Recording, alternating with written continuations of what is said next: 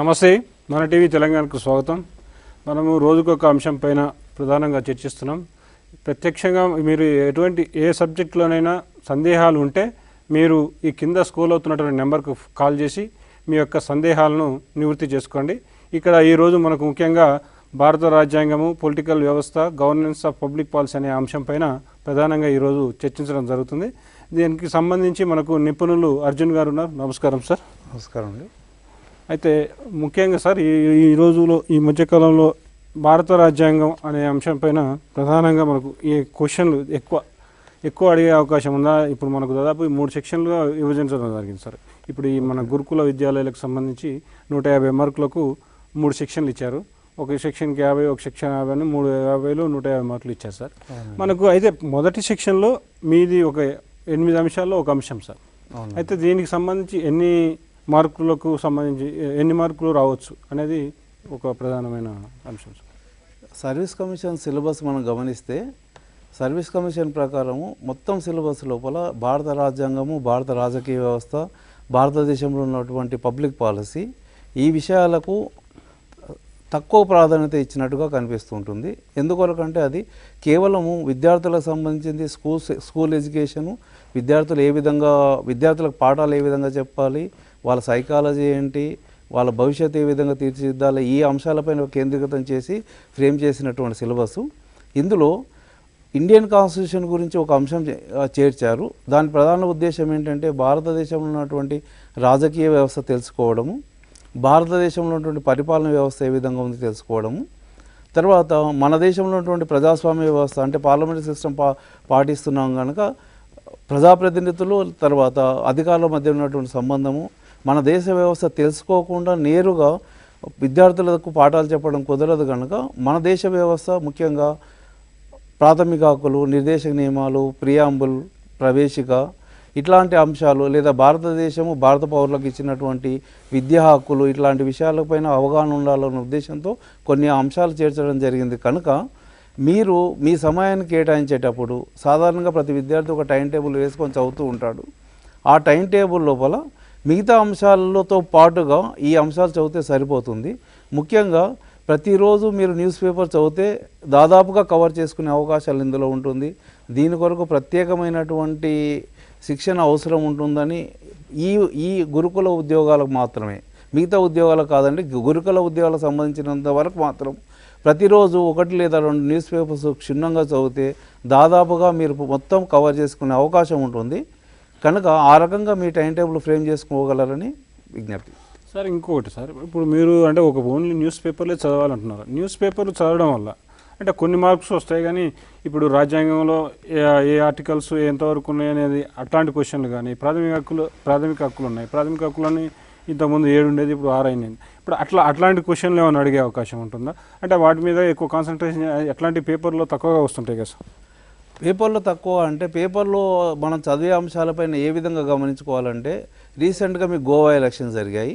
గోవా ఎలక్షన్లప్పుడు కేంద్ర మంత్రి ఒక రాజీనామా చేసి రాష్ట్రానికి వెళ్తున్నారు. రాష్ట్రానికి వెళ్ళినప్పుడు మిగతా వాళ్ళు ఛాలెంజ్ చేస్తున్నారు. ఆ సంబంధంలో మీకు కేంద్ర రాష్ట్ర సంబంధాలు కనిపిస్తూ ఉంటాయి. తర్వాత మీకు ప్రశ్న అడిగే సందర్భంలో బుక్కులో ఏముందనే ప్రశ్న కన్నా వాస్తవంలో ఏం జరుగుతుంది, మీకు ఎంత అవగాహన ఉందని తెలుసుకునే అవకాశం మీ అవగాహన పరిశీలించడానికి ప్రయత్నం చేస్తూ ఉంటారు. కనుక సాధ్యమైనంత వరకు థియరీ చదవద్దని నేను చెప్పలేదు, థియరీ తప్పనిసరిగా చదవాల్సిందే. ఆ థియరీలో మీకు ప్రవేశిక, భారతదేశ రాజ్యాంగంలో ఉన్నటువంటి పీఠికలో చెప్పినటువంటి ప్రధాన అంశాలు, దాదాపుగా భారత రాజ్యాంగం మొత్తం ఒక అవగాహన వస్తుంది మీకు పీఠిక చదివితే. దాని తర్వాత ప్రాథమిక హక్కులు, నిర్దేశక నియమాలు, కేంద్ర రాష్ట్ర సంబంధాలు, భారతదేశంలో ఉన్నటువంటి న్యాయ వ్యవస్థ, భారతదేశంలో ఉన్నటువంటి పార్లమెంటరీ విధానము, ప్రధానమంత్రి వ్యవస్థ, ఇలాంటి వ్యవస్థలపైన ఒక అవగాహన ఉంటే వాటిని రోజు దినపత్రికలతో చదువుతూ ఎంతవరకు సంబంధం ఉందో చూసుకుంటూ ఉంటే మీరు ఖచ్చితంగా ఏ రకమైన ట్విస్ట్ ఇస్తూ ప్రశ్న వేసినా సమాధానం చెప్పే స్థితిలో మీరు ఉంటారు. కనుక థియరీ చదువుతూ ముఖ్యంగా మళ్ళీ రిపీట్ చేస్తున్నాను, ప్రవేశిక, ప్రాథమిక హక్కులు, నిర్దేశ నియమాలు, కేంద్ర రాష్ట్ర సంబంధాలు, ప్రధానమంత్రి, ముఖ్యమంత్రి, గవర్నర్ వ్యవస్థ ఇలాంటి విషయాలపైన కేంద్రీకృతం చేస్తూ ఇలాంటి విషయాలపైన అవగాహన ఉంటూ రోజు దినపత్రికలు చదువుతుంటే మీకు కరెంట్ అఫైర్స్ కవర్ అవుతూ ఉంటుంది, ఇండియన్ కాన్స్టిట్యూషన్ కూడా కవర్ అవుతూ ఉంటుంది కనుక ఆ రకంగా ముందుకు వెళ్ళగలని విజ్ఞప్తి. తర్వాత సార్ ఇంకోటి అంటే మీరు ఓన్లీ ప్రాథమిక హక్కులు అంటున్నారు, ప్రాథమిక విధులు అంటున్నారు, ఆదేశ సూత్రాలు అంటున్నారు. అయితే ఇంకోటి పార్లమెంటరీ వ్యవస్థ ఉంది. ఆ పార్లమెంటరీ వ్యవస్థలో ఇట్లా మనకు రాష్ట్రపతి ఉంటాడు, పలానా ఆర్టికల్ ప్రకారం మనకు రాష్ట్రపతి ఉంటాడు, లేదంటే ప్రధానమంత్రి ఉంటాడు. ఆ ప్రధానమంత్రి ఏ ఆర్టికల్ ద్వారా మనకు ఎన్నుకుంటారు, అట్లాంటి ఏమైనా క్వశ్చన్స్ అడిగే అవకాశం ఉంది? ఆర్టికల్స్ అడిగితే మాత్రం చాలా తక్కువ స్కోప్ ఉంటుందండి. సపోజ్ అన్టచబిలిటీ ఉంది, ఆర్టికల్ 17 ప్రకారం అన్టచబిలిటీ అనేది, right to education A article ప్రకారం, ఇట్లా కొన్ని విషయాలు తప్ప అన్ని విషయాల్లో ఆర్టికల్ అడగరండి. ఆర్టికల్స్ పైన కేంద్రీకృతం చేసి మన సమయాన్ని వృధా చేసుకోవడం. ఉదాహరణకు 356 కానీ 360 కానీ ఓకే, ఈ అత్యవసర పరిస్థితులు ఎలాంటి సందర్భంలో అత్యవసర పరిస్థితులు భారతదేశంలో విధిస్తారు, అట్లాంటి ముఖ్యమైన ఆర్టికల్స్ తప్ప ముఖ్యం కానటువంటి ఆర్టికల్స్ని అంతగా ప్రాధాన్యత ఇవ్వాల్సిన అవసరం లేదు. మీరు చదువుతూ ఉంటే కొన్ని ముఖ్యమైన అంశాలు మీకు కనిపిస్తూ ఉంటాయి, వాటికి మాత్రమే ప్రాధాన్యత ఇవ్వండి. ఎందుకొరకంటే ఇది రాజనీతి శాస్త్రానికి సంబంధించినటువంటి ఎగ్జామ్ కాదు. మీరు గుర్తుపెట్టుకోవాల్సింది ఏంటంటే రాజనీతి శాస్త్రము లేదా గ్రూప్ 2, గ్రూప్ 1 సంబంధించిన సబ్జెక్ట్స్ లోపల పూర్తి అవగాహనతో ఉండేటువంటి ప్రశ్నలు అడిగే అవకాశం ఉంటుంది. ఇది కేవలము ఒక స్కూల్ టీచర్కి లేదా ఒక స్కూల్ ప్రిన్సిపాల్కి రాజకీయ వ్యవస్థ పైన ఎంత అవగాహన ఉండాలి అన్నదానిపైన ఏర్పాటు చేసినటువంటి సిలబస్ కనుక అంత డీప్గా ప్రశ్నలు ఉండకపోవచ్చు. తర్వాత సార్ ఇంకా మనం అది ప్రధానంగా ఇప్పుడు స్థానిక స్వపరిపాలన నుంచి ఇవి చాలా ఇంపార్టెంట్ కదా. ఆర్టికల్ 73, 74 అని ఉంది. ఈ ఆర్టికల్ 73, 74 ప్రకారము ఈ స్థానిక ప్రభుత్వాలకు అధికారాలు ఏ విధంగా ఉంటాయి, వాళ్ళకు అధికారాలు చెలాయించే విధానం ఏ విధంగా ఉంటుంది, ఇట్లాంటివి కూడా అడిగే అవకాశం ఉంటుంది కదా. ఇది 73, 74 అన్నది రాజ్యాంగ సవరణలు అండి. భారతదేశంలో 73, 74 రెండు రాజ్యాంగ సవరణ ద్వారా ఒక గ్రామ స్థాయిలో 2 పట్టణ ప్రాంతాల లోపల స్థానిక ప్రభుత్వాలకు ఏ విధంగా అధికారాలు ఇవ్వాలి అన్న ఉద్దేశంతో కేంద్ర ప్రభుత్వం చేసినటువంటి రాజ్యాంగ సవరణ. దీని ప్రధాన ఉద్దేశం ఏంటంటే కేంద్ర ప్రభుత్వం నేరుగా స్థానిక ప్రభుత్వాలకు అధికారాలు ఇవ్వడము, తర్వాత ఆర్థిక సహాయాన్ని అందించే ఉద్దేశంతో చేశారు. అయినప్పటికీ ఇక్కడ చేసినటువంటి ఒక మెలిక, ఆ అధికారాలను నేరుగా స్థానిక ప్రభుత్వాలకు రావాలి అంటే ముందు ఆ రాష్ట్ర శాసనసభలు ఆమోదించాల్సినటువంటి పరిస్థితి ఉండడం వల్ల భారతదేశంలో చాలా రాష్ట్రాలు ఆ అధికారాలను ఇప్పటి వరకు స్థానిక ప్రభుత్వాలకు బదిలీ చేయడం జరగలేదు. అయినప్పటికీ చాలా పెద్ద ఎత్తున కేంద్ర నిధులు రాష్ట్రాలకు వస్తున్నాయి కనుక, ముఖ్యంగా స్థానిక ప్రభుత్వాలకు వస్తున్నాయి కనుక చాలా రాష్ట్ర ప్రభుత్వాలు ఆ నిధుల కొరకు ఏ విధంగా అయినా సరే స్థానిక ప్రభుత్వాలకు అధికారాలు బదిలీ చేస్తున్నాయి కనుక భారతదేశంలో ఉన్నటువంటి రాజకీయ వ్యవస్థలో, భారతదేశంలో రాజ్యాంగ వ్యవస్థ చూసుకుంటే రాజ్యాంగ 73, 74 సవరణలు అంతే కీలకమైనవి. ఆ 2 సవరణల ప్రకారము స్థానిక ప్రభుత్వాలకు ఎలాంటి అధికారాలు బదిలీ చేశారు, ఆ అధికారాలు నిజంగా మన రాష్ట్రంలో తెలంగాణ రాష్ట్రంలో బదిలీ అయ్యాయా లేదా, బదిలీ కావడానికి మన ప్రభుత్వం చేస్తున్న ప్రయత్నాలు ఏంటి, ఎక్కడ లోపం ఉంది, ఇలాంటి అంశాలను తప్పకుండా చూసుకోవాల్సిన అవసరం ఉంది. తర్వాత సార్ ఇంకోటి, ఈ మధ్య సవరణలు అన్నప్పుడు ఇంకో సవరణ చూస్తున్నాం. ఇప్పుడు ముఖ్యంగా ఎక్కువ ఈ 42వ సవరణ, 44వ సవరణ గురించి ఎక్కువ అడుగుతుంటారు.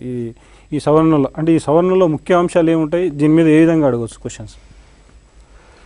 భారతదేశంలో స్వతంత్రం వచ్చిన తర్వాత అతిపెద్ద సవరణ రాజ్యాంగ 42వ సవరణ అండి. ఆ సవరణ ద్వారా భారత రాజ్యాంగం యొక్క మౌలిక స్వరూపాన్ని మార్చడానికి ప్రయత్నం చేశారు కనుక ఎప్పుడైనా అడిగితే తప్పనిసరిగా రాజ్యాంగ సవరణ 42 అడిగే అవకాశం ఉంటుంది.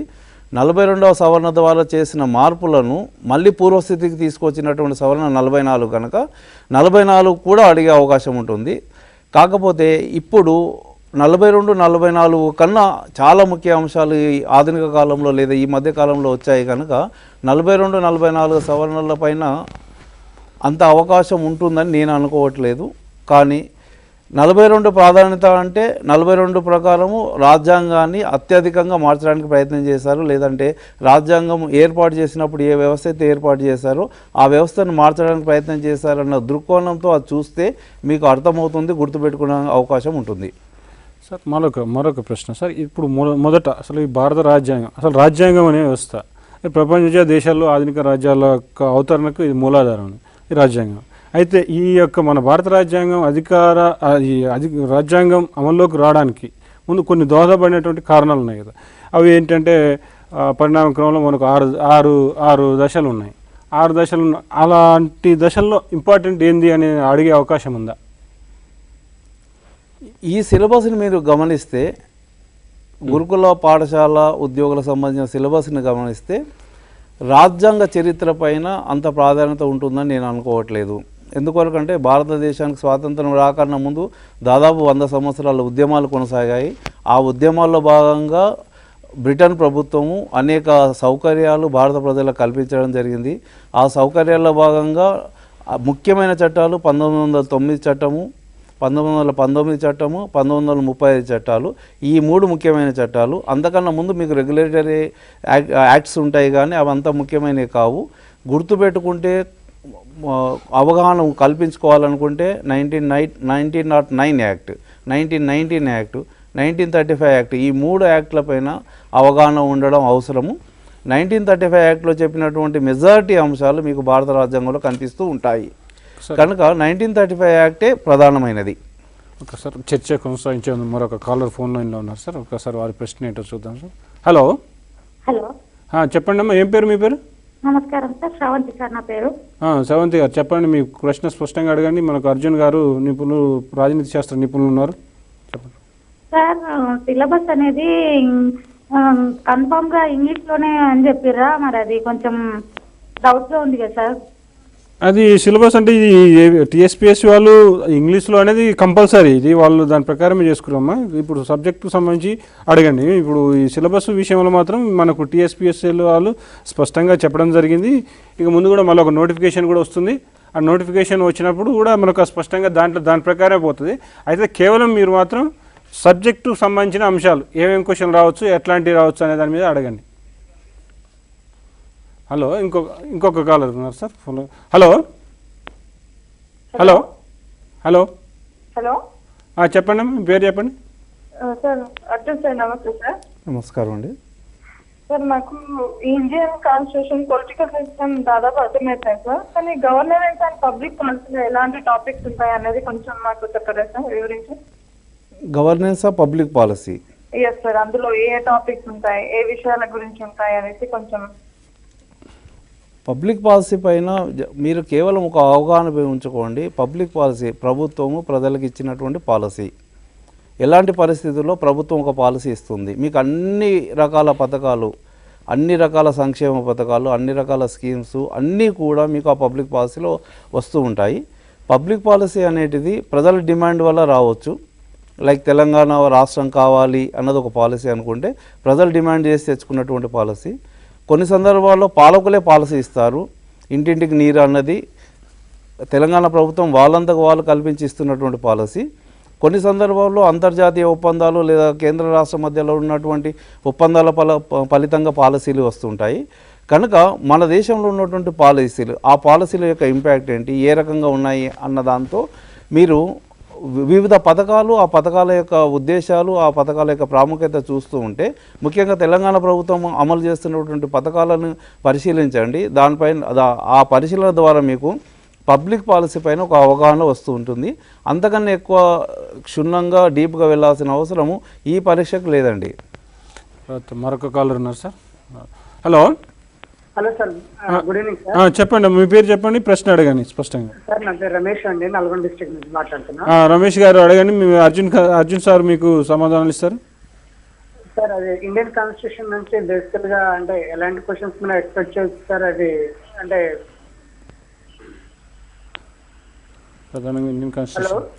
హలో అండి, రమేష్ గారు, భారత రాజ్యాంగం నుంచి మీకు ఎలాంటి ప్రశ్నలు ఎక్స్పెక్ట్ చేయొచ్చు అంటే, ఇంతకుముందే చెప్పాను ఇంట్రొడక్షన్లో. మీకు ఏంటంటే భారత రాజ్యాంగ ప్రవేశికలో చెప్పినటువంటి అంశాలు, భారత రాజ్యాంగం యొక్క ముఖ్య లక్షణాలు, basic structure of the Indian constitution, కేంద్ర రాష్ట్ర సంబంధాలు, ప్రాథమిక హక్కులు, నిర్దేశక నియమాలు, గవర్నర్ వ్యవస్థ, ప్రధానమంత్రి వ్యవస్థ, ఇలాంటి విషయాలపైన కాన్సన్ట్రేట్ చేస్తూ ఇందులోని ముఖ్యాంశాలను చూసుకుంటే సరిపోతుంది.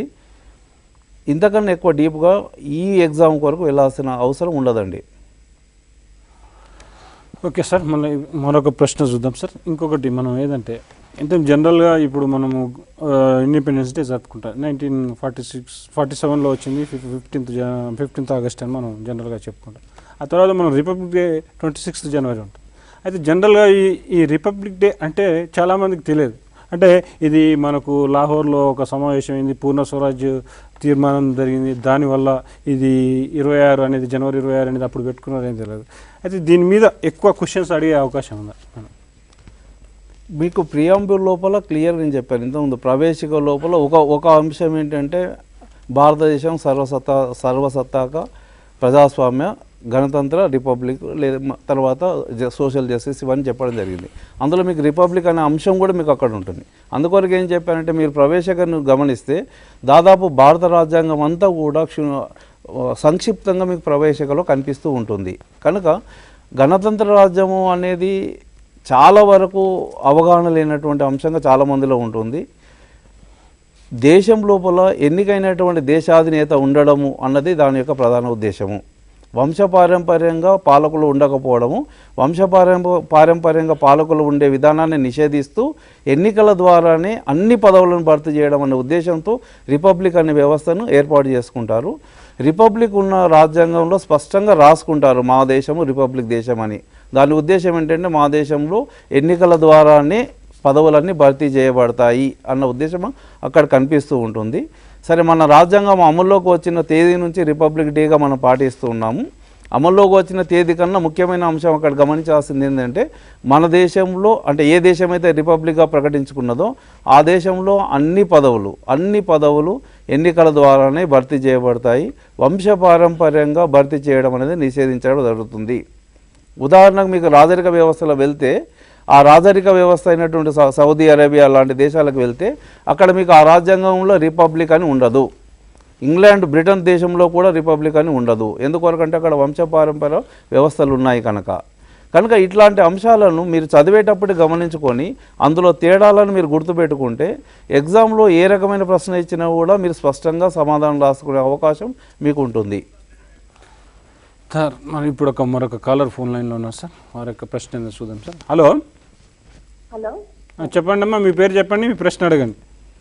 రేఖా అండి, వరంగల్. హలో సార్, రేఖా అండి, వరంగల్ నుండి మాట్లాడుతున్నాను. చెప్పండి అమ్మా. ఈ ప్రోగ్రామ్ ని కండక్ట్ చేస్తున్నందుకు మీకు కృతజ్ఞతలు సార్. అది ప్రభుత్వ కృషి అమ్మా, అది ప్రభుత్వ కృషి వల్ల చేస్తున్నాం మేము. చెప్పండి అమ్మా. అర్జున్ గారితో మాట్లాడతాను. చెప్పండి. Good afternoon sir. Good afternoon అండి. సార్, ఇది ట్రంప్ గురించి ఏమన్నా అడుగుతారా సార్? ఇట్లా కాన్స్టిట్యూషన్ కి సంబంధించి ట్రంప్ గురించి ఏమన్నా అడుగుతారా గురుకుల ఉద్యోగాలలో? ఇప్పుడు మన సిలబస్లో ఇండియన్ కాన్స్టిట్యూషన్ అని అన్నారండి. అంటే ఇప్పుడు ఇండియన్ అంటే దాంట్లో అమెరికా కూడా వస్తుందా సార్? ఏంటండి? ఇప్పుడు ట్రంప్ గురించి అతని యొక్క పాలన గురించి అట్లా ఏమైనా అడుగుతారా సార్? అట్లా ఇప్పుడు మన ఇండియన్స్ పంపించేస్తున్నాడు కదా. ట్రంప్ గురించి అడిగే అవకాశం లేదండి. ఇప్పుడు మీకు పబ్లిక్ పాలసీ అని ఒక కాలం ఉంది మన సిలబస్ లోపల. మన దేశంలో మన ప్రభుత్వము అలాంటి విషయాలపైన ఒక పాలసీ తీసుకొస్తుంటుంది. ఆ విధంగా ఆ దేశంలో ఆ ప్రభుత్వము వాళ్ళకు అనుకూలంగా ఒక పాలసీ తీసుకొచ్చారు.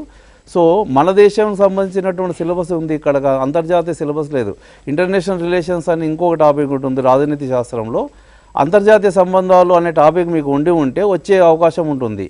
అంతేగాని ఇది కేవలం భారత రాజ్యాంగము, భారత రాజకీయ వ్యవస్థ, భారతదేశంలో ఉన్నటువంటి పబ్లిక్ పాలసీ.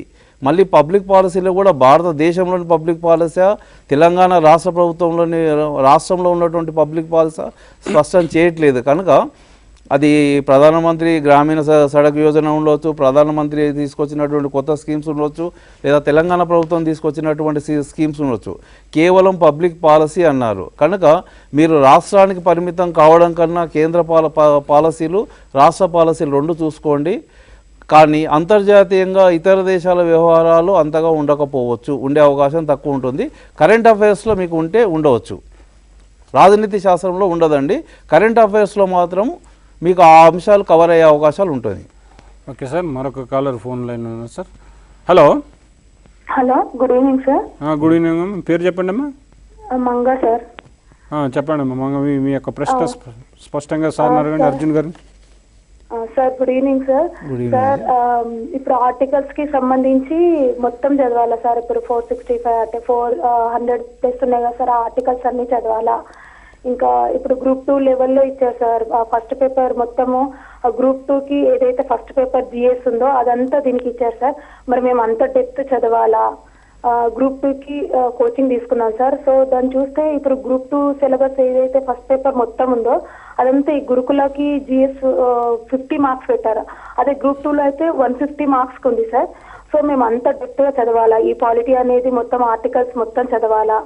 ఇది ఒకటి క్లారిఫై చేయండి సార్. అంటే సిలబస్ మొత్తం అంత డెప్త్గా చదవాలా అనేది ఒకటి క్లారిఫై చేయండి ప్లీజ్.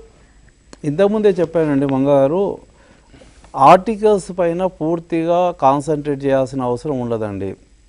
ఒక్కొక్క ఆర్టికల్ ఏం చెప్తుంది, ఆర్టికల్ మీనింగ్ ఏంటనే ఇంతవరకు ఏ ఎగ్జామ్లో అడగలేదు, ఎక్కడ కూడా అడగలేదు. ముఖ్యమైన ఆర్టికల్స్ మన ఎగ్జామ్ అయ్యే సందర్భంలో ఏదైనా ఆర్టికల్ కాంట్రవర్సీ అయి ఉంటే ఆ ఆర్టికల్ గురించి అడుగుతారు తప్ప మొత్తం ఆర్టికల్స్ అడగరు. తర్వాత ఇంతకుముందే చెప్పాను మీకు, సపోజ్ ఆర్టికల్ 17 అన్టచబిలిటీ ఇలాంటి ముఖ్యమైన ఆర్టికల్ ఏమైనా ప్రస్తావన చేస్తారు తప్ప ప్రతి ఆర్టికల్ అడిగే అవకాశం ఉండదు. అదేవిధంగా గ్రూప్ 2లో ఏదైతే చదివామో అదే చదవచ్చా అని చెప్తున్నారు. గ్రూప్ 2కు ఇక్కడ గురుకులకు ఏం సంబంధం లేదండి. మీకు ఇచ్చిన అంశాలన్నీ వేరేగా ఉంటుంది. మనం ఏ ఎగ్జామ్ ప్రిపేర్ అవుతున్నామో ఆ ఎగ్జామ్ యొక్క సిలబస్ను దృష్టిలో పెట్టుకొని ఆ ఎగ్జామ్లో మనకి ఎంత టాపిక్ ఇచ్చారో అందులో మొత్తం అంశాలలో మనం చదువుతున్న అంశము దాని స్థానం ఏంటి, మీరు మొత్తం సిలబస్ తీసుకోండి. 150 మార్కుల లోపల రకరకాలుగా డివైడ్ చేశారు, రకరకాల అంశాలు అక్కడ చెప్పారు. మన ఇండియన్ కాన్స్టిట్యూషన్ పాలిటీ అనేది 2వ పాయింట్గా ఉంది, కరెంట్ అఫైర్స్ ఫస్ట్ పాయింట్గా ఉంది. కరెంట్ అఫైర్స్ ఇండియన్ పాలసీ కొద్ది వరకు కలుస్తూ ఉంటాయి, ఒకదానికోటి ఓవర్లాప్ అవుతూ ఉంటాయి. అవి కాకుండా దాదాపు 10-12 అంశాలు ఉన్నాయి. ఈ 10-12 అంశాలు కలిపి 150 మార్కులు ఇస్తున్నారు కనుక ఇండియన్ కాన్స్టిట్యూషన్ పైన ఎంత డీప్గా చదవాలన్నది మీకు అక్కడనే ఒక అవగాహన వస్తూ ఉంటుంది.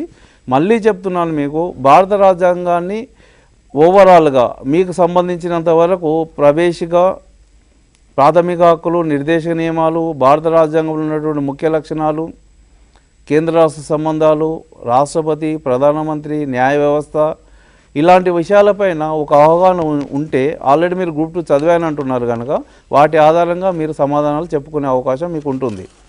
ఓకే సార్, మరొక కాలర్ ఫోన్ లైన్లో ఉన్నారు సార్ అనమాట. హలో సార్, నమస్కారం సార్.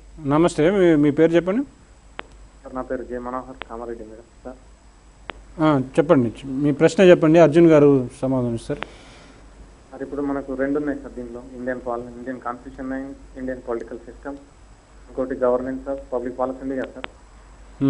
రెండింటికి సమాన వెయిటేజ్ ఉంటుందా, లేకుంటే only Indian constitution and Indian political system పైన ఫోకస్ చేస్తారు, అదేవిధంగా వేటిపై ఫోకస్ చేయాలి సార్? మనోహర్ గారు, ఇక్కడ సిలబస్ లోపల కొన్ని ఎగ్జామ్స్కి స్పష్టంగా చెప్తారు ఈ ఏరియాలో ఇన్ని మార్కులు ఇస్తామని అక్కడే బ్రాకెట్లో రాస్తారు. మీరు సపోజ్ మీరు ఒక పోలీస్ కానిస్టేబుల్ కానివ్వండి, లేదంటే ఎస్ఐ ఎగ్జామ్ తీసుకోండి, అక్కడ స్పష్టంగా చెప్పారు జాగ్రఫీ ఎంత, హిస్టరీ ఎంత, ఆ విధంగా చెప్పారు. ఇక్కడ అట్లా చెప్పట్లేదు కనుక ఏ పర్టికులర్ పార్టీకి ఎన్ని మార్కుల ప్రశ్నలు ఉంటాయి, ఎంత ఉంటుంది అని మనం ఇప్పుడే డిసైడ్ చేయడం కష్టము. మనం మాత్రము ఏ విధంగా ఇచ్చినా దాన్ని అటెంప్ట్ చేసి మార్కులు సంపాదించుకునే విధంగా ప్రిపేర్ కావాల్సి ఉంటుంది. కనుక అక్కడ ఇచ్చినటువంటి సిలబస్ని అన్ని అంశాలకి, ఒక్క ఇండియన్ కాన్స్టిట్యూషన్, పాలిటీ వీటి కాకుండా అన్ని అంశాలను సమాన ప్రాధాన్యత ఇస్తూ అన్ని అంశాల లోపల ముఖ్యమైన అంశాలపైన ఒక అవగాహన ఉంటూ ఎగ్జామ్ వెళ్ళాల్సి ఉంటుంది తప్ప ఇక్కడ సపోజ్ ఇండియన్ కాన్స్టిట్యూషన్కి 10 మార్కులే ఇస్తాను అని నేను అన్నాను అనుకోండి, ఆ తర్వాత 20 మార్కులు కూడా ఉండే అవకాశం ఉంటుంది. క్వశ్చన్ పేపర్ ఇచ్చే వాళ్ళపైన, తర్వాత జరిగే అంశాలపైన ఏ సబ్జెక్టుకు ఎన్ని మార్కులు ఉండాలి అన్నది ఆధారపడి ఉంటుంది. మీకు అక్కడ ఈ పర్టికులర్ ఇండియన్ కాన్స్టిట్యూషన్ పైన ఇన్ని మార్కులకు ప్రశ్నలు ఉంటాయని చెప్పలేదు కనుక మీరు మాత్రం పూర్తి సన్నద్ధతతో 20 మార్కులకు ఇచ్చినా రెడీగా ఉండాలి, 30 వచ్చినా రెడీగా ఉండాలి, 10-15 వచ్చినా రెడీగా ఉండాలి. కనుక అట్లాంటి అంశాలపైన ప్రాధాన్యత ఇవ్వకుండా సబ్జెక్ట్ తెలుసుకోవడానికి ప్రాధాన్యత ఇవ్వండి. ఓకే సార్, తర్వాత మనం ఇంకొక ప్రశ్న చూసినట్టయితే భారత రాజ్యాంగ లక్షణాలు ఉన్నాయి సార్. భారత రాజ్యాంగ లక్షణాలపైన ప్రధానంగా ఎటువంటి క్వశ్చన్ అడుగుతుంది? ఎగ్జాంపుల్కి ఈ భారతదేశం అనేది సుదీర్ఘ లిఖిత రాజ్యాంగమా, అలిఖిత రాజ్యాంగమా, అట్లాంటి క్వశ్చన్ కానీ దృఢ రాజ్యాంగమా, అదృఢ రాజ్యాంగమా, ఇట్లాంటి క్వశ్చన్లు ఏమైనా వచ్చే అవకాశం ఉందా? రాజ్యాంగ ముఖ్య లక్షణాల లోపల లిఖిత రాజ్యాంగమా అలిఖిత రాజ్యాంగమా అనేది ప్రాధాన్యత ఉన్నటువంటి అంశం అయినప్పటికీ కూడా దానికైనా మౌలిక స్వరూపం అన్నది ఒక సుప్రీంకోర్టు డిసిషన్ ఉంది కనుక ముఖ్య లక్షణాలు ఏంటి, మౌలిక స్వరూపం ఏంటి, మౌలిక స్వరూపంలో భాగంగా ఈ మధ్యకాలంలో భారత న్యాయ వ్యవస్థకు భారత ప్రభుత్వానికి న్యాయమూర్తుల నియామకం పైన కొద్దిగా రగడ జరుగుతూ ఉంటుంది, ఆల్రెడీ కొనసాగుతుంది మన దేశం లోపల. న్యాయమూర్తుల నియామకం పైన భారత ప్రభుత్వం పై చేయి ఉండాలని ప్రభుత్వం అంటుంది, న్యాయ వ్యవస్థదే పై చేయని భారత సుప్రీంకోర్టు అంటుంది. ఈ విషయాలన్నీ కూడా భారతదేశంలో ఉన్నటువంటి ముఖ్య లక్షణాల్లో భాగమని సుప్రీంకోర్టు భావిస్తుంది. కాదు, కార్యనిర్వాహక శాఖకి మాకు అధికారం ఉంది అని ప్రభుత్వం భావిస్తూ ఉంటుంది. సో ముఖ్య లక్షణాలు భారత రాజ్యాంగం యొక్క ముఖ్య లక్షణాలు చదువుకునేటప్పుడు ఆ లక్షణాలతో పాటుగా ప్రస్తుతం కొనసాగుతున్నటువంటి రాజకీయ వ్యవస్థ, ప్రస్తుతం కొనసాగుతున్న అంశాలను దృష్టిలో పెట్టుకుంటే మీకు సమాధానం రాయడం సులభంగా ఉంటుంది. తర్వాత సార్ మరొక కాలర్ ఫోన్ లైన్లో అందుబాటులో ఉన్నారు సార్. Hello hello sir. చెప్పండి అమ్మా, మీ పేరు చెప్పండి స్పష్టంగా. My name is Tahseen sir. Tahseen. Thighs గారు చెప్పండి, మీ యొక్క ప్రశ్న స్పష్టంగా అడగండి, మన అర్జున్ గారు సమాధానం ఇస్తారు. Sir my question is to Arjun sir. Yes sir, I want to know that if we study 6th to 8th class syllabus, government syllabus, is it enough? It is better to study 7th to 10th class social science books for the Indian Constitution and Indian polity and public policy. If you are in a position to get the books like NCERT books, that's much better than the other books. That is more than enough to cover the Indian Constitution, polity and public policy. Okay sir, thank you sir. మరొక phone caller అందుబాటులో ఉన్నారు sir. Hello చెప్పండి అమ్మా, ఏం పేరు, మీ పేరు, ప్రశ్న ఏంటో అడగని. హలో అడగండి. ఇప్పుడు ఇండియన్ కాన్స్టిట్యూషన్ లో ఎక్కువగా వెయిటేజ్ ఎక్కువ సార్, దీనిపైన ఫోకస్ చేయాలి, దీనిపైన ఎట్లా? ఓకే సార్, వాళ్ళు దేనిపైన ఫోకస్ చేయాలని దాన్ని ఇండియన్ కాన్స్టిట్యూషన్ అడుగుతున్నారు సార్. ఇండియన్ కాన్స్టిట్యూషన్ పైన చెప్పాను కదండి, ఇంతకుముందు కూడా చెప్పాను, మళ్ళీ చెప్తున్నాను. మొత్తం భారత రాజ్యాంగ వ్యవస్థ, భారతదేశంలో ఉన్నటువంటి ప్రభుత్వ విధానం పైన ఒక అవగాహన ఉండాలి. ఇక్కడ ఈ సిలబస్ ప్రధాన ఉద్దేశం ఏంటంటే ఎవరైతే ఉద్యోగంలో వస్తున్నారో ఆ ఉద్యోగంలోకి వచ్చే వాళ్ళకి భారతదేశంలో ఉన్నటువంటి రాజకీయ వ్యవస్థ, భారతదేశంలో ఉన్నటువంటి రాజ్యాంగము, పౌరులు, తర్వాత అధికారుల మధ్య ఉన్నటువంటి సంబంధాలు, ప్రభుత్వము తర్వాత అధికారుల మధ్యలో ఉన్నటువంటి సంబంధాలు మీకు ఎంతవరకు అవగాహన ఉంది అని పరిశీలించే అవకాశం ఉంటుంది కనుక రాజ్యాంగం యొక్క ప్రవేశిక, కేంద్ర రాష్ట్ర సంబంధాలు, పార్లమెంటరీ విధానము, ప్రధానమంత్రి, గవర్నరు, తర్వాత ప్రాథమిక హక్కులు, నిర్దేశక నియమాలు, ఇలాంటి విషయాలపైన ప్రాధాన్యత ఇస్తూ చదువుకుంటే బెటర్ అండి. సార్ మరొక ఫోన్ కాలర్ అందుబాటులో ఉన్నారు సార్. హలో మీ ప్రశ్న. హలో చెప్పండి, ఏం పేరు, మీ పేరు? Sir Hemant sir. వినోద్ గారు చెప్పండి. వినోద్ గారు, హేమంత్ గారు చెప్పండి. సార్ నేను మొబైల్ కాల్ చేస్తాను సార్. హేమంత్ గారు, మీ యొక్క వాయిస్ గట్టిగా మాట్లాడండి. మీకు ఫోన్ అదే టెలివిజన్ పెట్టుంటే వాల్యూమ్ తగ్గించండి సార్. హలో చెప్పండి, మీ ప్రశ్న చెప్పండి, సమాధానాలు అర్జున్ గారు ఇస్తారు. హలో సార్, వినిపిస్తుందా సార్? చెప్పండి. హలో హేమంత్ గారు. ఓకే, ఇది కాల్ డ్రాప్ అయినట్టున్నాను సార్. తర్వాత మనకు ఈ ఆర్టికల్స్లో ప్రధానంగా మనకు ఈ 1వ భాగంలో భారత్ అంటే ఈ మధ్యకాలంలో మనకు 29వ రాష్ట్రంగా తెలంగాణ ఏర్పడింది సార్.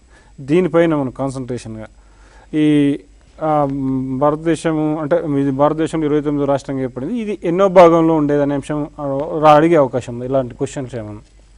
నూతనంగా రాష్ట్రం ఏర్పడింది కనుక రాష్ట్రం ఏర్పాటుకు భారత రాజ్యాంగంలో కల్పించినటువంటి సౌకర్యాలు అడిగే అవకాశం ఉంటుంది. అంటే నూతన రాష్ట్రం ఏర్పడడం కేవలం కేంద్రం అధికారమా, రాష్ట్రం యొక్క అనుమతి అవసరమా, రాష్ట్రం అనుమతి లేకుండా కేంద్రం చేయవచ్చా, తర్వాత నూతన రాష్ట్రం ఏర్పాటు లోపల రాష్ట్రం యొక్క పాత్ర ఏంటి, తర్వాత కొత్త రాష్ట్రం ఏర్పడిన తర్వాత పాత రాష్ట్రంలో ఉన్నటువంటి శాసనాలు ఏమవుతాయి, ఉదాహరణకు మన దగ్గర ఆంధ్రప్రదేశ్ ఉంది, తెలంగాణ ఉంది, రెండు వేరువేరుగా విడిపోయాయి.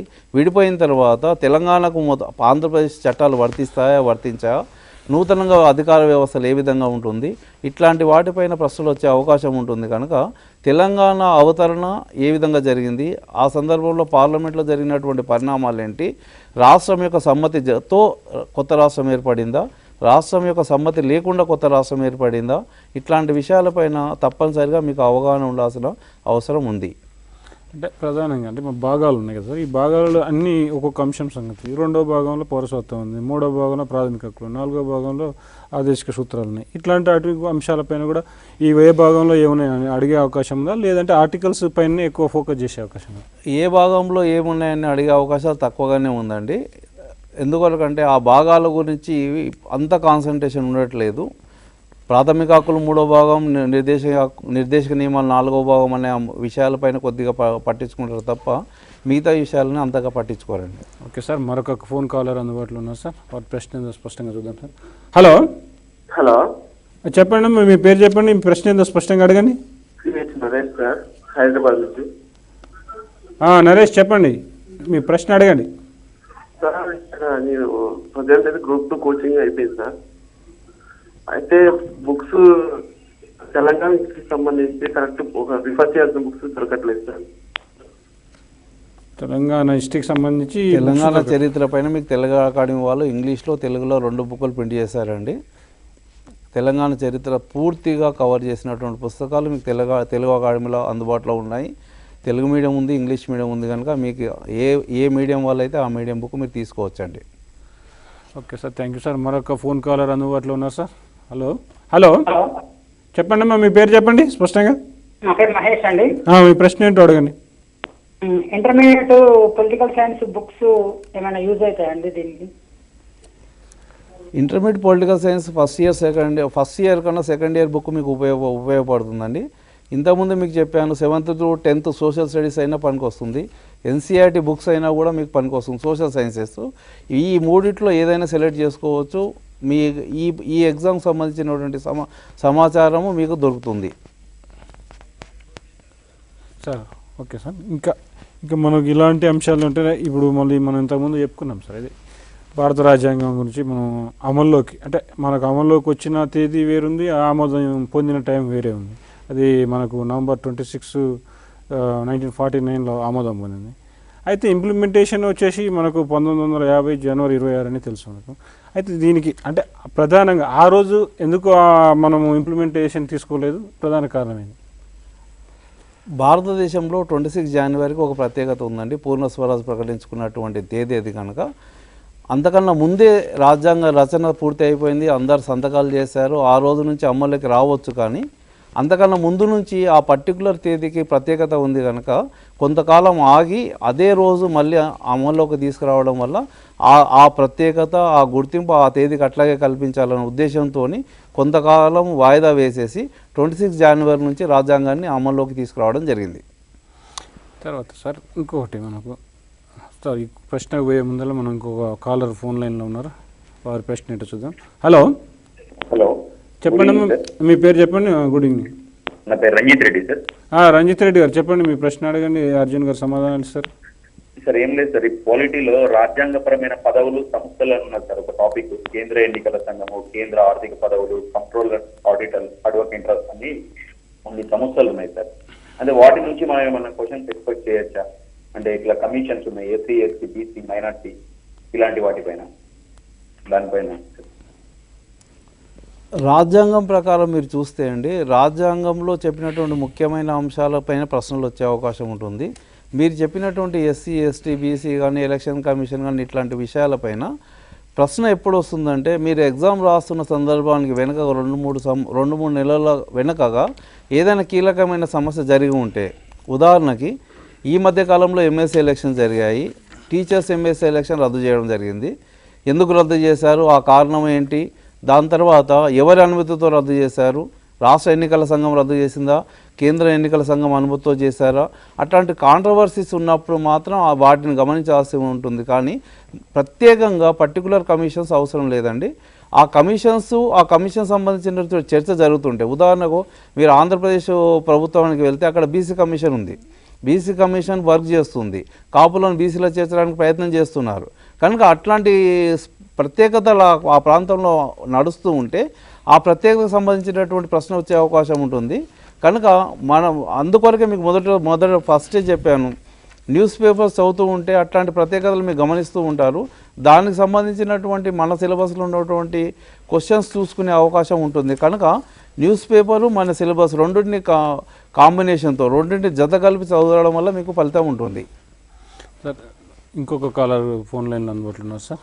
Hello hello sir, good evening. Good evening అమ్మా, మీ పేరు చెప్పండి అమ్మా. నా పేరు శైలజ సార్, వరంగల్ డిస్ట్రిక్ట్ నుండి మాట్లాడుతున్నాం. శైలజ గారు, మీ ప్రశ్న అడగండి, స్పష్టంగా అడగండి. మనకు అర్జున్ గారు నిపుణులు సమాధానాలు ఇస్తారు. ప్రభుత్వ పాలన శాస్త్రం ఉంది సార్, దాని గురించి ఎగ్జామ్లో రావచ్చా అని డౌట్ వచ్చి అడుగుతున్నాను. ప్రభుత్వ పాలనా శాస్త్రానికి రాజనీతి శాస్త్రానికి తేడా ఉంటుందండి. కనుక ప్రభుత్వ పాలనా శాస్త్రము ఇక్కడ సంబంధం లేదు. రాజనీతి శాస్త్రము అది ఇంటర్మీడియట్ అయితే సెకండ్ ఇయరు, లేదంటే భారత రాజ్యాంగం, భారత ప్రభుత్వం రాజ్యాంగం ఇట్లాంటి టైటిల్స్ ఉన్న వాటిని తీసుకోండి, కానీ ప్రభుత్వ పాలనా శాస్త్రం దీనికి సంబంధం లేదు. సార్ తర్వాత మనకు ఆర్టికల్స్లో చూసినట్టయితే మనకు ఎన్నికల సంఘం ఉంది. ఈ ఎన్నికల సంఘం గురించి ఏ ఆర్టికల్ ప్రకారం ఏర్పాటు చేశారు, వారు నిర్వహిస్తున్న విధులు ఏంటి, అట్లాంటి ఏమన్నా అడిగే అవకాశం ఉంది? ఎన్నికల సంఘం వరకు ఆర్టికల్స్ కన్నా అది నిర్వహిస్తున్న విధులపైన ఎక్కువగా ఉంటుంది. దాని యొక్క స్వతంత్ర ప్రతిపత్తి పైన ఉంటుంది. అందులో ఎంతమంది కమిషనర్స్ ఉన్నారు, వాళ్ళ యొక్క అర్హతలు ఏంటి, అందులో చీఫ్ ఎలక్షన్ కమిషన్ సిఈసి పాత్ర ఏంటి, అదర్ కమిషనర్స్ పాత్ర ఏంటి, అందరికీ ఒకే అధికారం ఉందా, అందరినీ తొలగించడం ఒకే విధంగా ఉంటుందా, వేరువేరుగా ఉంటుందా అన్న దానిపైన మీరు ప్రాధాన్యత ఇవ్వాల్సి ఉంటుంది. ఎందుకొరకంటే చీఫ్ ఎలక్షన్ కమిషన్కు వేరే పాత్ర ఉంది, ఎలక్షన్ కమిషనర్స్కి వేరే పాత్ర ఉంది. ఇద్దరికి సమాన హోదా రాజ్యాంగంలో ఇవ్వలేదు. కనుక మీరు ఆ తేడాను గమనిస్తూ ఎన్నికల సంఘాన్ని పరిశీలించండి. అదేవిధంగా ఎన్నికల సంఘం స్వతంత్రంగా ఏ విధంగా పనిచేస్తూ ఉంటుంది, ఎలక్షన్ సమయంలో దానికి ఉన్న అధికారాలు ఏంటి అన్నది చూసుకోవాల్సిన అవసరం ఉంది. తర్వాత ఇంకొక కాలర్ అందుబాటులో ఉన్నారు సార్. హలో కాల్ కట్ అయినట్టుంది సార్. తర్వాత మనకు ఇంకోటి చూసినట్టయితే ఈ సుప్రీంకోర్టు గురించి అడుగుతుంటారు. సుప్రీంకోర్టుకు సంబంధించి ప్రధానంగా రాష్ట్రపతి ఏ ఆర్టికల్ ప్రకారము సుప్రీంకోర్టు ప్రధాన న్యాయమూర్తి సలహా తీసుకోవచ్చు, ఇట్లాంటి ఎక్కువ అడిగే అవకాశం ఉంది క్వశ్చన్స్. ఇప్పుడు సలహా అధికారాలు, రాష్ట్రపతి సలహా అధికారాలు మొదలు చెప్తున్నాను, మీకు ఆర్టికల్స్ పైన కాన్సన్ట్రేట్ చేయరండి. ఆర్టికల్స్ కన్నా రాష్ట్రపతికి సలహా అధికారం ఉందా? సలహా అధికారం ఉంటే ఆ సలహాని రాష్ట్రపతి తప్పనిసరిగా పాటించాలా. ఈ తేడాను మీరు గమనించాల్సి ఉంటుంది. ఇక్కడ ఒక న్యాయస్థానం ఇచ్చే తీర్పు భారత ప్రభుత్వం పైన బైండింగ్, తప్పనిసరిగా దానిని అమలు చేయాల్సి ఉంటుంది. కానీ అదే సలహా అధికారంలో భాగంగా న్యాయస్థానం ఒక సలహా ఇస్తే అది తప్పనిసరిగా రాష్ట్రపతి పాటించాలా వద్దా, పాటించాల్సిన అవసరం లేదన్నది మాత్రం గుర్తుపెట్టుకోండి. కనుక చాలా సందర్భం లోపల ఆర్టికల్స్ ఏ ఆర్టికల్ ప్రకారం రాష్ట్రపతి ప్రధాన న్యాయస్థానాన్ని లేదా సుప్రీంకోర్టుని సలహా అడుగుతాడు అన్న దానికన్నా సుప్రీంకోర్టు ఇచ్చిన సలహా రాష్ట్రపతి లేదా భారత ప్రభుత్వం తప్పనిసరిగా పాటించాలా లేదా, ఇట్లాంటి అంశాలపైన కేంద్రీకృతమై ఉంటుంది. Okay sir. తర్వాత మనకు ఈ ప్రాథమిక హక్కులలో ప్రధానంగా ఈ విద్యా హక్కు కానీ ఇట్లాంటి మనకు మత స్వాతంత్ర హక్కు కానీ ఇట్లాంటివి ఉన్నాయి కదా, వీటి మీద కాన్సన్ట్రేషన్ చేసే అవకాశం ఉంది, వీటి మీద ఎక్కువ.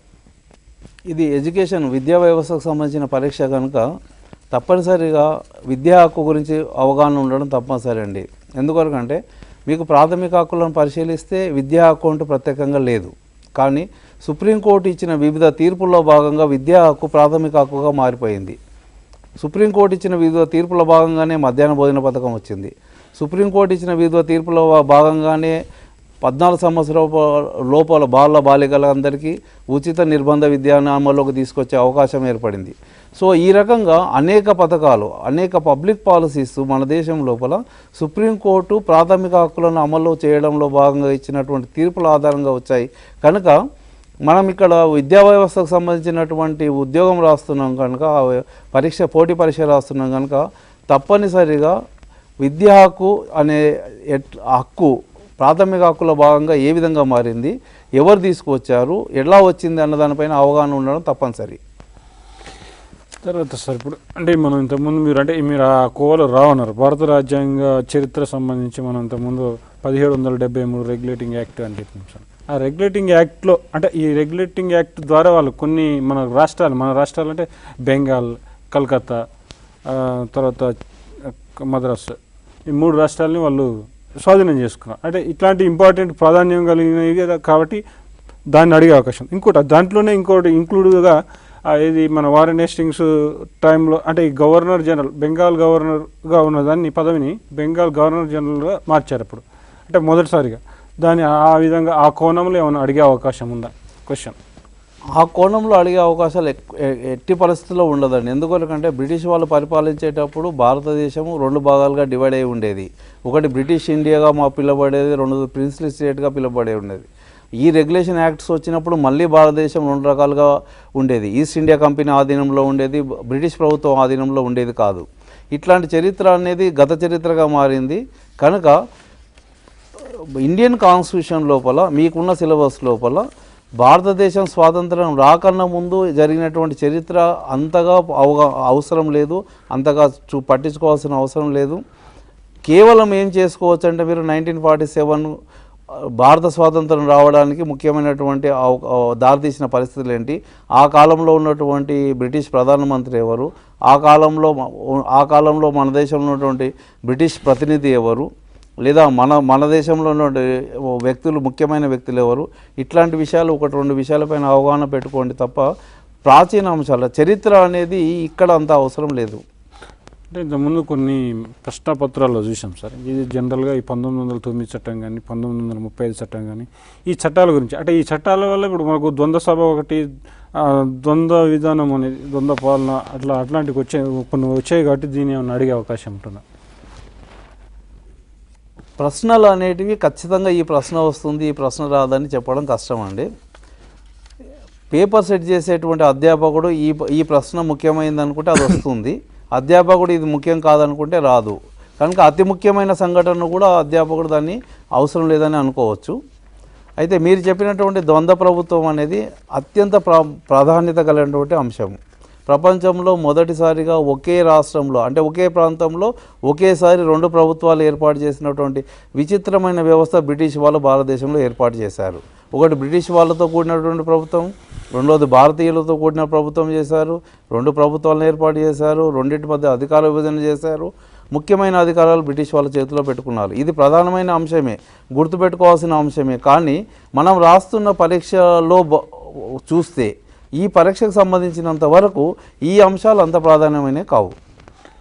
ఇంకోటి సార్, మనం ఇప్పుడు సుప్రీంకోర్టు ఉంది సార్. ఈ సుప్రీంకోర్టు సంబంధించి అసలు ఈ సుప్రీంకోర్టు ఎప్పుడు ఏర్పాటైంది అనే దాని మీద పోతే మనకు ఇది భారత స్వాతంత్రం కంటే ముందుగా మన ఫెడరల్ కోర్టుగా అప్పుడు ఏర్పడినట్టుగా మనం చూస్తాం. ఇట్లాంటివి కూడా కొన్ని క్వశ్చన్స్ వస్తున్నట్టుగా మనం గతంలో కొన్ని గమనించాం. ఇది అడిగే అవకాశం ఉంటుంది.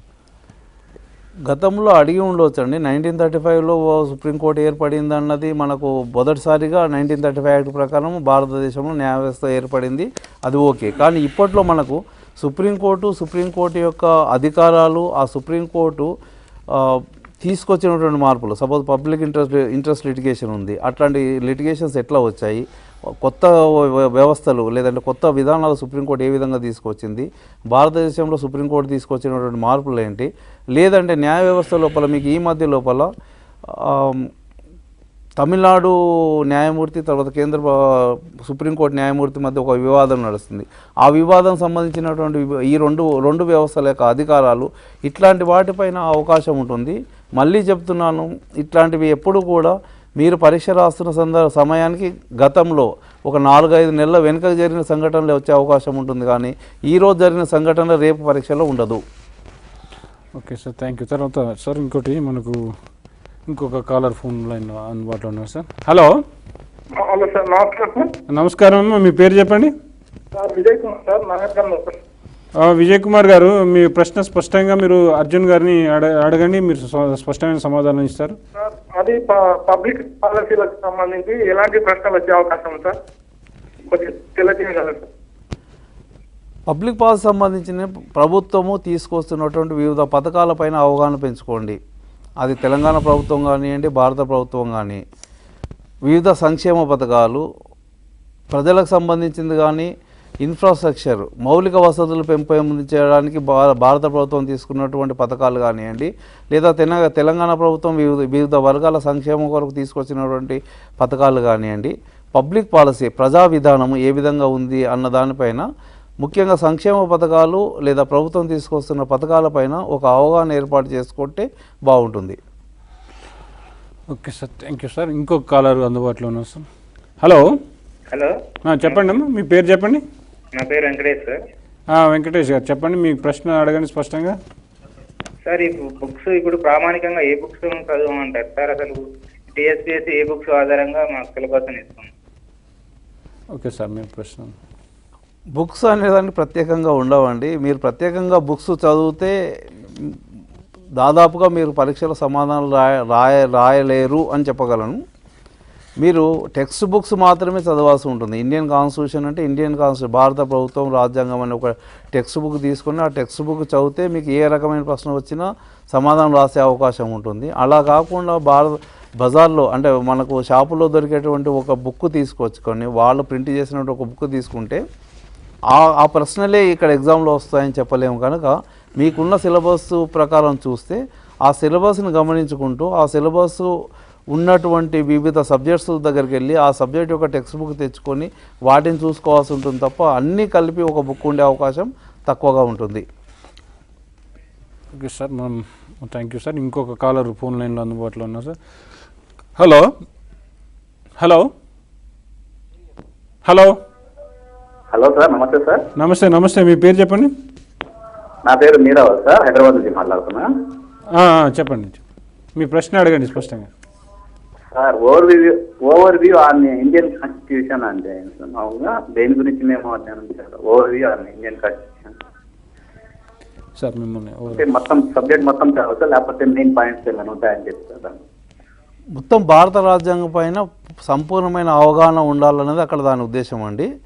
భారత రాజ్యాంగం పైన సంపూర్ణ అవగాహన ఎప్పుడు వస్తుందంటే, మీకు మొదటి నుంచి చెప్తూ ఉన్నాను, ప్రవేశిక నుంచి తీసుకుంటే భారత రాజ్యాంగంలో ఉండేటువంటి ముఖ్య అంశాలన్నీ మీరు చూసుకోవాల్సి ఉంటుంది.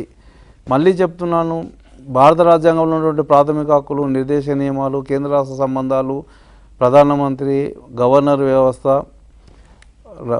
న్యాయ వ్యవస్థ, ఇలాంటి అన్ని అంశాలపైన అవగాహన ఉంటూ చూసుకోవాలి. ఇవన్నిటి యొక్క ఉద్దేశమే ఓవర్ వ్యూ అండి. Okay sir, thank you sir. తర్వాత మనం ఈ ఎన్నికల ప్రక్రియలో చూసినట్టయితే, ఎన్నికల ప్రక్రియ మీరు ఇందాక కొంచెం చెప్పారు, సిఈసికి ఉన్నటువంటి ప్రాధాన్యత. ఆ సిఈసికి ఉన్న ప్రాధాన్యత అంటే ఇప్పుడు కొన్ని రాష్ట్రాల్లో ఎన్నికలు జరిగినప్పుడు ఆ రాష్ట్రాల్లో ఇప్పుడు ఎగ్జాంపుల్కి నిన్న అంటే ఇమీడియట్లీ మన రాష్ట్రంలో చూసినట్టయితే నిన్న ఒక అభ్యర్థి ఫోటో బదులు ఇంకో అభ్యర్థి ఫోటో వచ్చింది.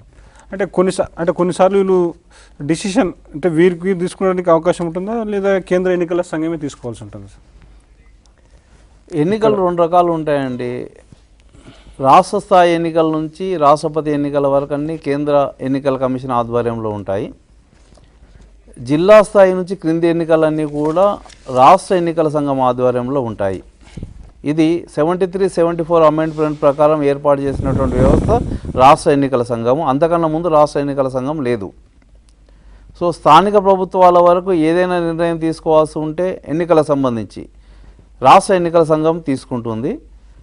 రాష్ట్ర స్థాయి ఎన్నికలు అంటే ఎమ్మెల్యే, ఎమ్మెల్సీ నుంచి పై ఎన్నికలు ఏదైనా సరే రాష్ట్రపతి ఎన్నిక వరకు ఈ మొత్తం ఎన్నికల ఏ నిర్ణయమైనా కేంద్ర ఎన్నికల సంఘం తీసుకోవాల్సి ఉంటుంది. కేంద్ర ఎన్నికల సంఘం యొక్క నిర్ణయమే తుది నిర్ణయము. సాధారణంగా ఈ నిర్ణయాలలో న్యాయస్థానాలు జోక్యం చేసుకోవు. అంటే ఇది స్వతంత్ర వ్యవస్థ కలిగినటువంటి వ్యవస్థ అని మనకు ఇంతకుముందు మనకు తెలుసు. అయితే కొన్ని అంటే ఈ రాష్ట్ర కేంద్ర ఎన్నికల అధికారి ఎవరైతే ఉన్నారో ఆ కేంద్ర ఎన్నికల అధికారి రాష్ట్రంలో కూడా వారికి ఒక ఇన్ఛార్జిని పెట్టుకుంటారు కదా.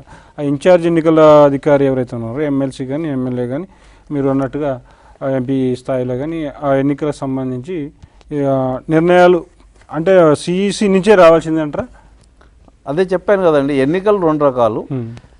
జిల్లా స్థాయి నుంచి క్రింది స్థాయి ఎన్నికలన్నిటికీ రాష్ట్ర ఎన్నికల సంఘం నిర్ణయం తీసుకుంటుంది. దాంట్లో కేంద్ర ఎన్నికల సంఘం యొక్క ప్రమేయం ఉండదు. రాష్ట్ర స్థాయి నుంచి రాష్ట్రపతి ఎన్నికల వరకు అన్నింటికి ఏ ఎన్నిక అయినా సరే, ఏ నిర్ణయం అయినా సరే ఖచ్చితంగా ఎలక్షన్ కమిషన్ నిర్ణయం తీసుకుంటుంది. రాష్ట్ర ఎన్నికల సంఘానికి ప్రమేయం ఉండదు.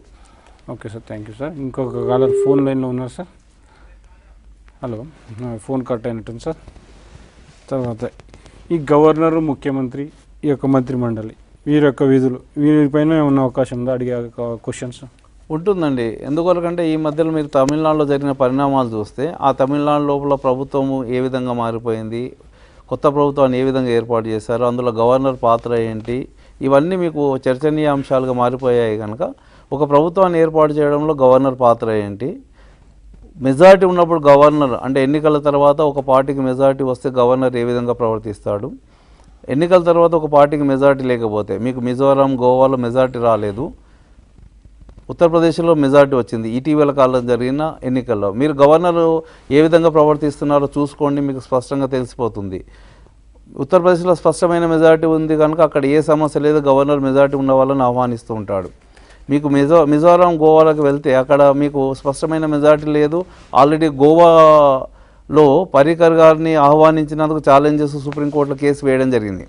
కనుక అలాంటి సందర్భాల లోపల గవర్నర్ యొక్క పాత్ర ఏంటి, గవర్నర్కు ఉన్న అధికారాలు ఏంటి, మామూలుగా ఎవరు నియమిస్తారు, అనుమానాలు లేదా మెజారిటీ పైన స్పష్టత లేనప్పుడు ఏ విధంగా నియమిస్తారు అన్న దానిపైన ప్రశ్నలు వచ్చే అవకాశం ఉంటుంది. Okay sir. తర్వాత ఇంకా ఈ రాష్ట్రపతి గవర్నర్లను నియమిస్తారు. అందరి గవర్నర్ను, లెఫ్టినెంట్ గవర్నర్ను, వీళ్ళందరినీ అంటే సైనిక అధికారులను కానీ వీరందరినీ నియమిస్తారు. దీనిపైన సరే, దీనికి సమాధానం చెప్పే ముందుగా మనకు ఒక ఫోన్ కాలర్ అందుబాటులో ఉన్నారు సార్. హలో, నమస్తే సార్. నమస్తే అమ్మా, పేరు చెప్పండి అమ్మా. మీ పేరు? హేమలత. హేమలత గారు చెప్పండి, మీ ప్రశ్న ఏందో అడగండి. సార్, నేను ఏం చదువుకోలేదు, మొన్ననే ఓపెన్ యూనివర్సిటీలో డిగ్రీకి అప్లై చేశాను. చెప్పండి. ఎంట్రన్స్ ఎగ్జామ్ కోసము నాకు ఏం ప్రిపేర్ అవ్వాలో తెలియదు, ఒకసారి మీరేమని చెప్తే. ఓకే ఓకే సరే. ఓపెన్ యూనివర్సిటీ ఎంట్రన్స్ సంబంధించిన చర్చ జరగట్లేదండి ఇక్కడ. గురుకుల ఉపాధ్యాయుల కొరకు ఆ పోటీ పరీక్షలకు ఏ విధంగా అభ్యర్థులు చదవాలి, ఏ అంశాలపైన ప్రశ్నలు వచ్చే అవకాశం ఉంటుంది, ఈ విషయమైన చర్చ జరుగుతుంది. కనుక ఓపెన్ యూనివర్సిటీకి సంబంధించిన ప్రశ్నలు బెటర్ ఏంటంటే మీరు ఓపెన్ యూనివర్సిటీకి ఒకసారి హైదరాబాద్లో ఉన్నారు కనుక ఓపెన్ యూనివర్సిటీకి వస్తే ఆ డీటెయిల్స్ తెలుసుకునే అవకాశం ఉంటుంది, లేదా హెల్ప్ లైన్స్ని చూసుకోండి. Okay sir. తర్వాత మేము ఇంతకుముందు అడిగిన సార్ క్వశ్చన్, దానికి సంబంధం రాష్ట్రపతి అధికారాలండి. రాష్ట్రపతి అధికారం అంటే ముఖ్యంగా మనకు ఈ గవర్నర్ని కానీ, లెఫ్టినెంట్ గవర్నర్ని కానీ, తర్వాత సైనికాధికారులను కానీ వీళ్ళని నియమిస్తారు. తర్వాత వీళ్ళని తొలగించే అధికారం కూడా ఆయనకు ఉంటుంది కదా, దానిపైన అది ఎటువంటి ఆర్టికల్స్ తీసుకుంటారు దీన్ని పరిగణలోకి? రాజ్యాంగం ప్రకారం మన దేశంలో మనం పార్లమెంటరీ విధానం పాటిస్తున్నాం కనుక ప్రతి చర్య, ప్రతి నిర్ణయము రాష్ట్రపతి పేరు మీద వెలువడుతూ ఉంటుంది. కానీ రాష్ట్రపతి ఆ నిర్ణయాన్ని స్వయంగా తీసుకోడు. కనుక ఏ నిర్ణయమైనా సరే, గవర్నర్ నియామకం కానివ్వండి, న్యాయమూర్తుల నియామకం కానివ్వండి, విదేశీ అంబాసిడర్స్ నియామకం కానివ్వండి, ఏ నియామకం అయినప్పటికీ రాష్ట్రపతి పేరు మీద వెలువడుతున్నప్పటికీ అది భారత ప్రభుత్వం తీసుకున్నటువంటి నిర్ణయమే. రాష్ట్రపతి స్వతంత్రంగా ఒక నియామకం చేపట్టే అధికారం లేదు. కనుక తొలగించడం కూడా అంతే. మళ్ళీ ఒక గవర్నర్ నియమిస్తున్నాడు, ఒక గవర్నర్ని తొలగించే అధికారం కూడా రాష్ట్రపతికి ఉంటుంది. ఈ రెండు కూడా భారత ప్రభుత్వం సలహాపై చేయాల్సి ఉంటుంది. ఎందుకొరకంటే మనము పార్లమెంటరీ విధానాన్ని మన దేశంలో పాటిస్తున్నాము. పార్లమెంటరీ విధానంలో రాష్ట్రపతి నామమాత్రపు అధికారి. మొత్తం అధికారాలన్నీ కూడా ప్రధానమంత్రి నాయకత్వంలోని మంత్రిమండలి చేతిలో ఉంటాయి. కనుక మంత్రిమండలి ఎవరిని నియమించాలని కోరితే వారి పేరు మీద రాష్ట్రపతి ఉత్తర్వులు జారీ చేస్తాడు. మంత్రిమండలి ఎవరిని తొలగించాలని కోరితే వాళ్ళని రాష్ట్రపతి తొలగిస్తాడు తప్ప రాష్ట్రపతికి స్వతంత్రంగా నిర్ణయం తీసుకునే అధికారం లేదు. కేవలము కొత్తగా ఎన్నికలు జరిగినప్పుడు ఒక పార్టీకి మెజారిటీ రానప్పుడు మాత్రమే రాష్ట్రపతి లేదా గవర్నరు స్వతంత్రంగా నిర్ణయం తీసుకుంటారు. మిగతా సందర్భంలో తీసుకోరు. Okay sir, thank you sir. ఇంకొక చివరిగా ఒక ఫోన్ కాలర్ అందుబాటులో ఉన్నారు sir. Hello. Hello, good evening sir. Good evening అమ్మా, చెప్పమ్మా మీ పేరు చెప్పండి. సార్, నా పేరు షహనాజ్ ఫ్రమ్ షాద్నగర్. షహనాజ్ గారు చెప్పండి, మీ ప్రశ్న చెప్పండి. సార్, ఇప్పుడు మనకు యూజువల్లీగా ఎన్ని అమెండ్మెంట్స్ ఉంటాయి కాన్స్టిట్యూషన్ లో అని నంబర్ గుర్తుపెట్టుకోవడానికి దానికి సంబంధించి ఏమైనా క్వశ్చన్ వచ్చే ఛాన్స్ ఉందా sir? How many number of amendments done up to now అని అలాగా అని. ఇప్పటివరకు అట్లాంటి ప్రశ్నలు అంటే మొత్తం ఎన్ని జరిగాయి అన్న ప్రశ్నలకు అడగలేదండి. ఎందువరకు అంటే కొన్ని అమెండ్మెంట్స్ ఇంకా పెండింగ్లు ఉన్నాయి. నెంబర్ ఎక్కువైనప్పటికీ కూడా కొన్ని అమెండ్మెంట్స్ ఆల్రెడీ జరిగాయి, కొన్ని అమెండ్మెంట్స్ ఆల్రెడీ పెండింగ్లో ఉన్నాయి. అట్లా మొత్తం ఎన్ని సవరణలు జరిగాయి అనే కన్నా ముఖ్యమైన సవరణలు ఏంటి ఇంతకుముందు చెప్పాము 73, 74, 42, 43, 44 ఈ రకంగా కొన్ని సవరణలు, ఆ సవరణల ప్రత్యేకత, అందులో వచ్చినటువంటి ఆ సవరణలు తీసుకొచ్చినటువంటి భారతదేశంలో తీసుకొచ్చినటువంటి మార్పులు, ఇట్లాంటి విషయాలపైన కాన్సన్ట్రేట్ చేయండి తప్ప మొత్తం ఎన్ని సవరణలు జరిగాయి అన్న దానిపైన అంత అవసరం లేదండి. Okay sir, thank you sir. మరొక కాలర్ చివరిగా సార్ ఈ యొక్క ఫోన్ కాలర్కు సమాధానం. హలో హలో, చెప్పండి అమ్మా, ఏం పేరు మీ పేరు? స్వప్న అండి. స్వప్న గారు చెప్పండి, మీ ప్రశ్న ఏంటో స్పష్టంగా చెప్పండి. సార్, ఇది క్వశ్చన్స్ అనేటివి కొంచెం సిలబస్ ఇచ్చారు కదా, అయితే పార్ట్ కాకుండా ఒకటే దగ్గర సిలబస్ అనేది ఉండేదేమన్నా ఉంటుందా సార్? షార్ట్ కట్ వైజ్ ఇప్పుడు అన్ని మొత్తం చదవాల్సిన రిఫర్ లేకుండా షార్ట్ కట్ లో ఏదైనా ఉంటుందా సార్? ఏమైనా ప్రిపేర్ చేస్తారా? ఇప్పుడు మోడల్ క్వశ్చన్స్ అంటే కొన్ని క్వశ్చన్స్ ప్రిపేర్ అవుతాం సార్ మనం, కానీ ఆ క్వశ్చన్స్ లో ఇప్పుడు మ్యాటర్ చదివితేనే మనకు ఆ క్వశ్చన్ ఏదైనా ఆన్సర్ చేయగలుగుతాం. కానీ అలా కాకుండా రిలేటెడ్ గా కొంచెం సబ్జెక్ట్ మ్యాటర్ ఉండి దాని తర్వాతనే వెంటనే క్వశ్చన్స్ ఉండేటటువంటి బుక్స్ ఏమైనా రిఫర్ చేయగలుగుతారు సార్? పోటీ పరీక్షల్లో షార్ట్ కట్స్ పనికిరావండి. పరీక్ష పాస్ కావడానికి షార్ట్ కట్స్ పనిచేస్తాయి తప్ప ఉద్యోగాల లోపల షార్ట్ కట్స్ పనికిరావు. ఎందుకొరకంటే లక్షల మంది రాస్తున్నటువంటి పరిస్థితుల్లో లక్షల మందిని వెనక్కి నెట్టేసి మీరు ఉద్యోగం తెచ్చుకోవాల్సి ఉంటుంది. కనుక షార్ట్ కట్స్లో మీరు వెళ్తే అందరికన్నా ముందు మీరు ఎలిమినేట్ అయ్యే అవకాశం ఉంటుంది. కనుక పూర్తి స్థాయి అవగాహనతో పూర్తిగా చదువుకుంటేనే లక్షల మందిలో ముందు నిలిచే అవకాశం ఉంటుంది. కనుక షార్ట్ కట్స్ కొరకు ప్రయత్నం చేయకండి. Okay sir, thank you sir. ఇంత దూరం వచ్చి మాకు మీ యొక్క విలువైన సమయాన్ని ఇచ్చి మా యొక్క ప్రేక్షకులకు సమాహరించుకుంటూ చేశారు. తర్వాత మళ్ళీ రేపు రేపు ఆర్థిక శాస్త్రం సంబంధించినటువంటి అంశం పైన 4 to 5 చర్చ ఉంటుంది. అప్పుడు అంతవరకు సెలవు. నమస్కారం.